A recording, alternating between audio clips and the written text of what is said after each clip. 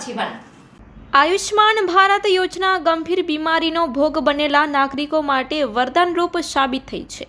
કોઈ પણ ખર્ચ વગર સરકારના સહયોગથી સારવાર, દવા સહિતની સુવિધાના કારણે અનેક દર્દીઓ રોગ સામે જીત મેળવીને સામાન્ય જીવન જીવવા સક્ષમ બન્યા છે।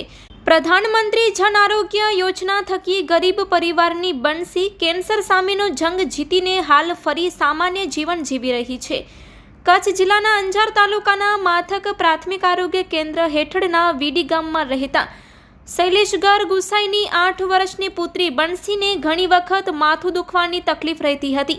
માતા પિતાને લાગતું કે સામાન્ય તકલીફ હશે, પણ ગામના મલ્ટીપર્પઝ હેલ્થ વર્કર મુંજલભાઈ પરમારે આ મુદ્દે ગંભીરતા દાખવી આરોગ્ય વિભાગની રાષ્ટ્રીય બાળ સ્વાસ્થ્ય કાર્યક્રમ ટીમને જાણ કરી હતી।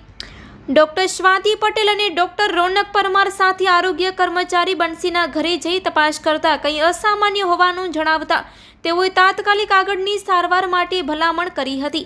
જ્યારે ટેસ્ટ કરાવ્યા ત્યારે બાળકીને બ્રેન ટ્યુમર હોવાનું નિદાન થતાં મા બાપ પર આભ ફાટી પડ્યું હતું। બાળકીને બચાવવાની ચિંતા વચ્ચે તેના ખર્ચનો બોજ કેમ વહન કરશે તે વિચાર પરિવારને કોરી ખાતો હતો। બંસીના પિતા શૈલેષ ગર જણાવે છે કે હું ખાનગી નોકરી કરું છું, સામાન્ય આવક હોવાથી હંમેશા એક સાંધો તો તેર તૂટે તેવી પરિસ્થિતિ વચ્ચે બંસીને સારવાર કેમ અપાવીશ તે મારા માટે ચિંતાનો વિષય હતો, પરંતુ આ દરમિયાન આરોગ્ય વિભાગ અમારા માટે આશાનું કિરણ બનીને આવ્યું હતું।